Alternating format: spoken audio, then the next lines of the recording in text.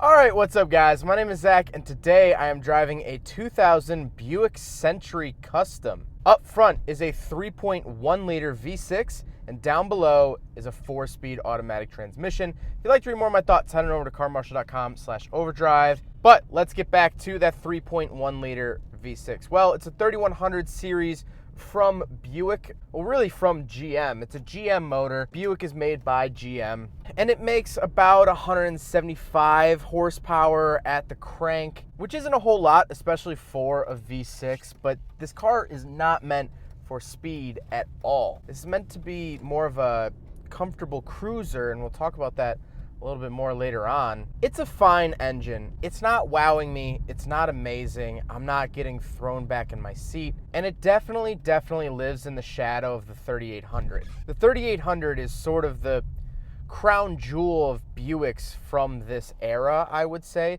The 3800 was a 3.8 liter V6, obviously, and most of them came supercharged, which was a huge grab for Buicks. But this is naturally aspirated 3.1 liter. It's a very forgetful engine. It's not special, it's not insane, but it does the job, and it's smooth. And that's, really all you can ask for out of a Buick. Like I said, paired to it is an automatic transmission. It's a 4-speed. Again, nothing crazy here. I'm not wowed by it. It doesn't shift super fast. It's a 90s transmission. It's a 90s GM transmission. Take it with a grain of salt that it's not the best transmission in the world, but it is an automatic from the 90s, so it's trying its best. And last but not least, the Buick Century is front-wheel drive. So let's talk about the interior. Well, in front of me, I have a bunch of different gauges. In the very center, very prominent, that is my speedometer. On the left of that, giant coolant gauge, and on the right is a giant fuel gauge. And then on either side, left and right, there are these two little circle gauge pods, I guess. These are my warning lights, but they're put together in a circle, which is sort of interesting. I don't know if I've seen this before on a car, but it is what it is. Just down below the gauges, interestingly enough, almost out of my line of sight, it says Buick Motor Division. I don't know why it says it right there. I don't know why Buick felt the need to remind you right there that it's Buick Motor Division. But there's a part of me that absolutely loves really weird and quirky label placements. Like, I love that the newer Dodge Challengers, the Shakers, they say Shaker on the air vents. Why? I don't know. But moving on to the door, we have another weird placement of Concert Sound 2. Concert Sound was 90s GM's nicer stereo system. The Buick Roadmaster from 1996 that I drove had the same sort of sound system. Then on the door, I have my power mirrors, window switches, which the driver's window is auto, but as you can tell, it is raining, so I will not be opening up the window. Window locks, stuff like that, real basic stuff on the door. In the center, I do have an aftermarket radio because every radio from the 90s was absolute garbage. Then I have my heating and air conditioning controls. Nothing really crazy here. I do like how the dials go up and down. You can just all the way up is hot, all the way down is cold, and it actually does have dual climate, so the passenger can get a different level of heat than the driver, which is super nice, and some cars still today don't even have this option. So dual climate zones in the year 2000, it's not bad. The seats, as you could probably tell, are very comfortable, and it's a very laid back driving position. I'm really driving with my left hand, down at 7 or 8 o'clock on the steering wheel. But the seats are very comfortable. It's a couch bolted to the chassis. I mean, all other luxury cars from this era sort of feel similar. It feels similar to a Crown Vic. It feels similar to a Buick Park Avenue Ultra. And so the comfort isn't breaking new ground, but it still is comfortable, and that's really all I can ask for. But the nice thing is the Century comes with a front bench seat. So technically, as advertised, this is a 6-person sedan, which is sort of interesting. You can fit someone in the bench seat up here up front, and of course, because it isn't rear-wheel drive, there's no drive shaft going through the car, so there's actually a very minimal hump in the middle of the car. So the middle person might be jammed with the shoulders, but feet should be totally fine. But speaking of seats, let's go and do a back seat review. All right, so we're in the back of the 2000 Buick Century Custom, and not a whole lot of legroom back here. The seat is pretty far back, but this is the entry-level Buick, and I'll talk about that. But this is the entry-level Buick from 2000, so I'll talk about that a little bit later, but it is the shortest wheelbase that they offered at the time. So back seat room is not going to be the best. I do have a little swing out ashtray down here at the bottom. No center console. I do have 3 seat belts back here. You can fit 6 in here, like I mentioned earlier. Overall, it's just a very bland back seat. The seats themselves are very, very comfortable, though.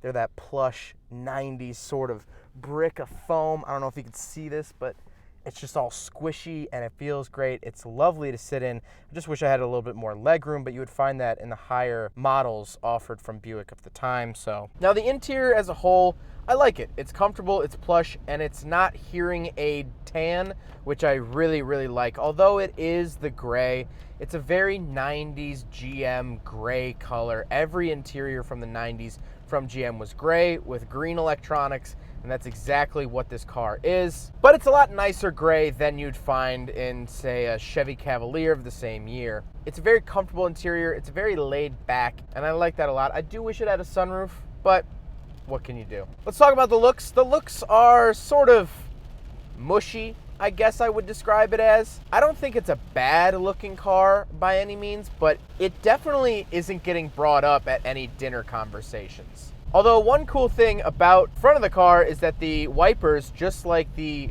Mercury Grand Marquis, they actually sort of hide away when you turn them off, which is sort of nice. And so overall with this vehicle, I sort of feel wishy-washy, really. I don't really feel excited over it. It's a car that works. I want to get this out there before I really give my ending thoughts. This car is comfortable, this car works, and if you could find one cheap, I would say it's a good deal. It's a good daily driver for just a cheap get-around car here almost 20 years after it debuted. Sure, great. I just don't feel any special way about this car. The looks to me are sort of bland. The engine is a very forgettable engine. A 4-speed auto from the 90s is just white noise at this point. Nothing really sticks out about this car.